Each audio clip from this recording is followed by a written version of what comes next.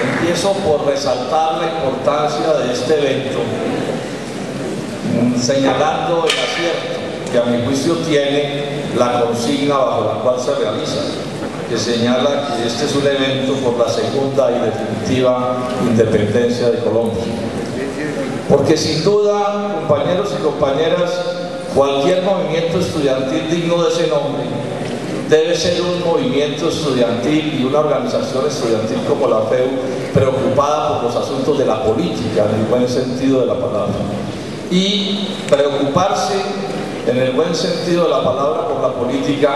para poder transformar profundamente a Colombia tiene que empezar por reconocer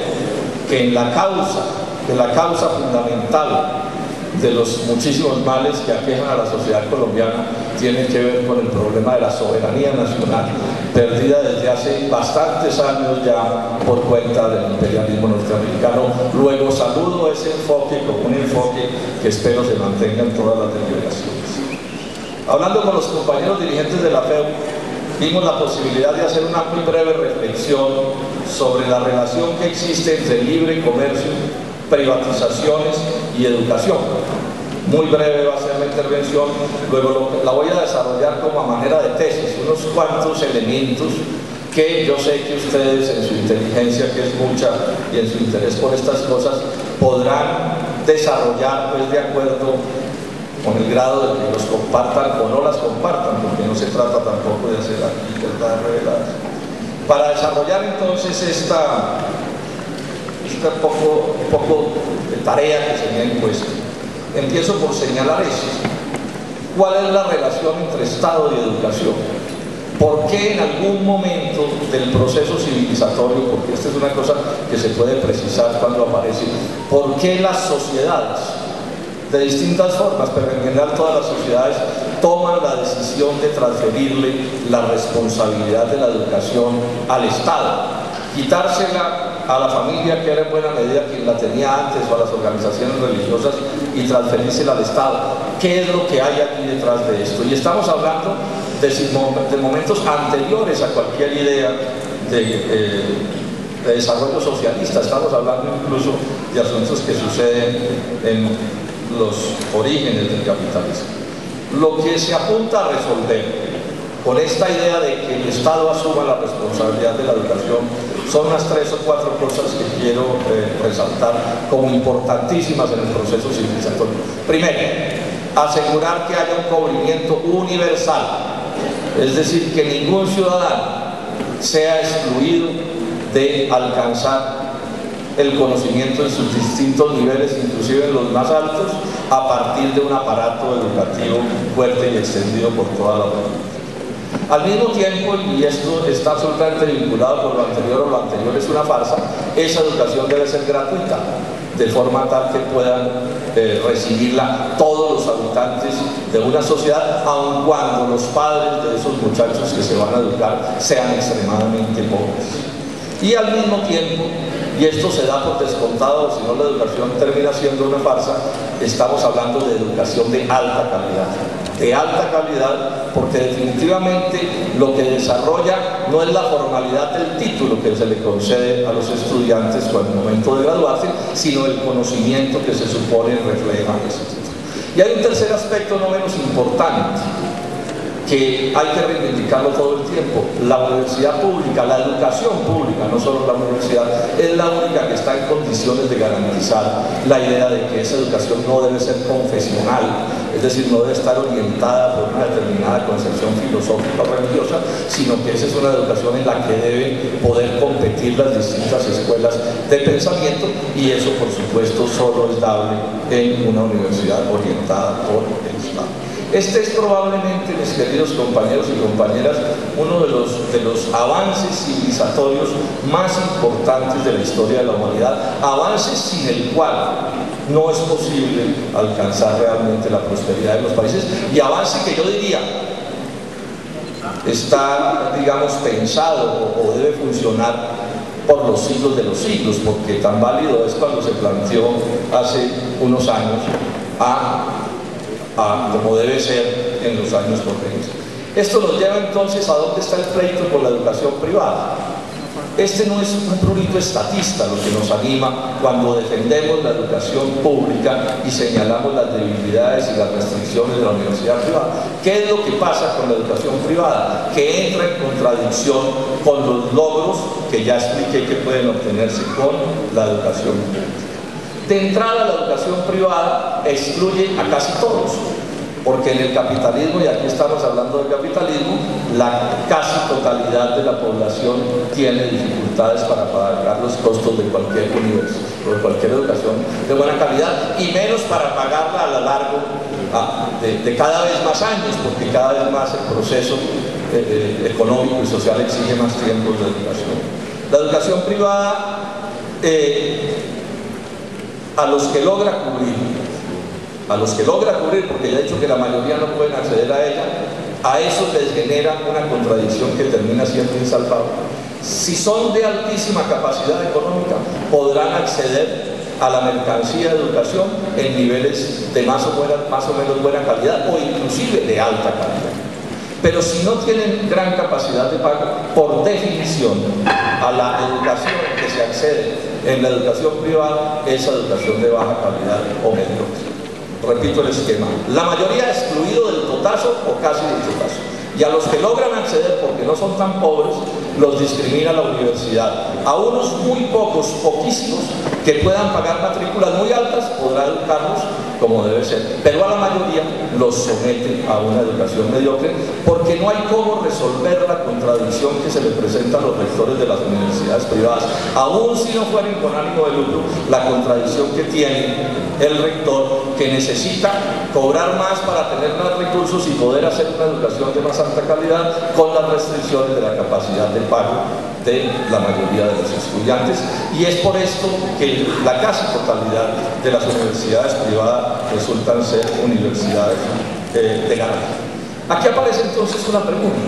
si es tan importante la educación pública, y hablo de educación pública de cubrimiento universal, gratuita, no confesional y de alta calidad, porque es el fondo del asunto, no el rótulo lo que estamos defendiendo, ¿cómo explicar entonces que la política central del neoliberalismo, del libre comercio, del consenso de Washington, de las imposiciones del Fondo Monetario Internacional, como lo queramos llamar, cómo explicar que lo que estimule y lo que imponga sean políticas de privatización de la educación? ¿Cómo explicar esa contradicción? Y la explicación es relativamente simple de obtenerla. Es que hay una relación también inexorable entre el tipo de país que yo quiera tener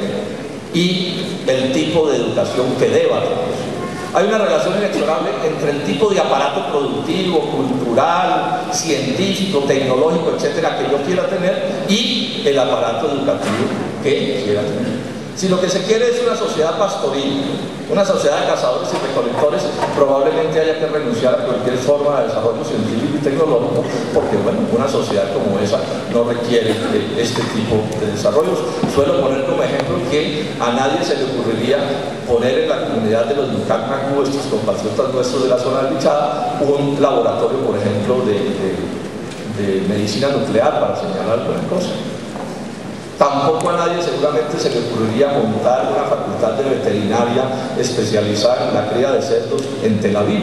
porque sabemos que esa es una sociedad que no está interesada en consumir carne de cerdo. Son dos maneras de ilustrar de qué es de lo que estoy hablando. Y entonces, si tenemos esto claro y nos asomamos a qué es la economía y la sociedad del libre comercio, concluimos que la economía y la sociedad del libre comercio, para el caso específico de Colombia,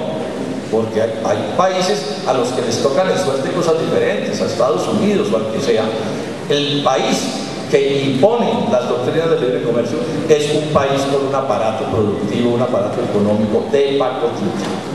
Lo que hace es especializarnos en la producción, en última, ya está claro, de materias primas agrícolas y mineras, y particularmente mineras. Materias primas, en este caso quiere decir bienes que se exportan con muy poca o ninguna transformación, donde los procesos de tecnología y ciencia compleja se importan como cajas negras, y en últimas lo que aporta la nación colombiana, esos procesos de la extracción del carbono, del oro, son procesos, son aportes supremamente bajos que no requieren, por supuesto, de un aparato educativo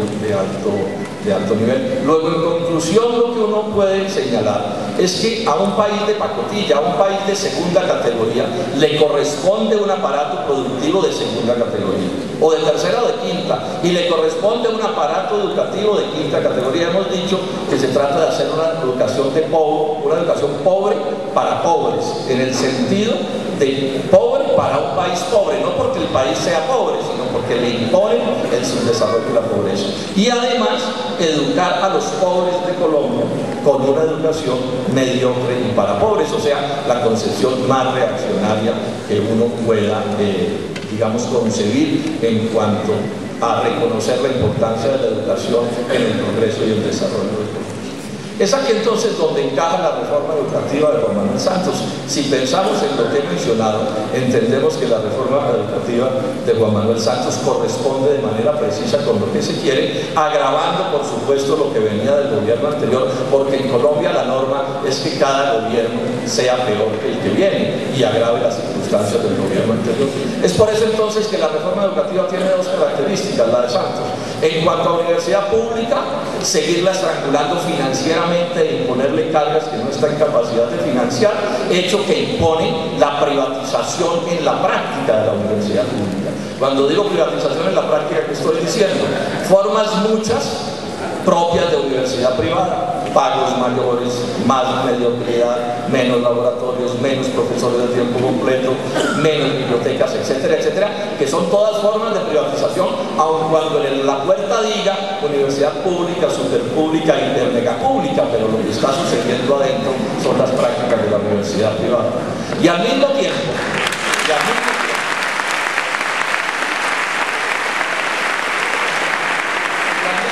Santos es un alumno aventajado de ese sátrapa que fue Álvaro Uribe Vélez en el gobierno. Se atrevió a una cosa a la que Uribe le dio vergüenza,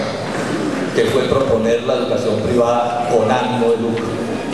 Porque si la universidad privada sin ánimo de lucro tiene las contradicciones insalvables que ya he explicado, pues lo que hace la universidad privada con ánimo de lucro es irse detrás de esas limitaciones y a perseguir, digámoslo así, a buscar esa mediocridad. La ministra de Educación, que a ratos parece que no entiende nada o a otros ratos parece que entiende mucho y es muy astuta, entonces dijo, universidad con ánimo de lucro y alta calidad. Eso es la cuadratura del círculo, no es posible, se excluyen mutuamente. Si es universidad privada con ánimo de lucro, no puede ser de alta calidad. Lo ha explicado incluso Francisco Piedrahita, el rector del ICES, que ha hecho un excelente artículo explicando cómo la peor universidad norteamericana es la universidad privada con ánimo de lucro, y la explicación es simple. Para el negociante de la educación, para la universidad privada como negocio, lo que se necesita son las matrículas más altas que puedan imponerse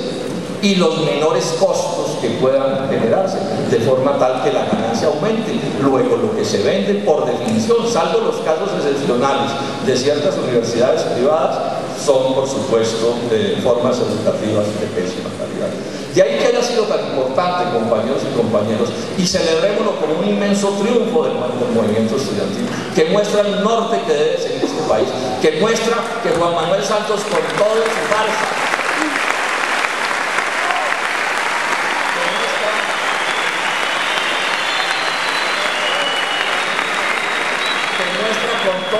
farsa,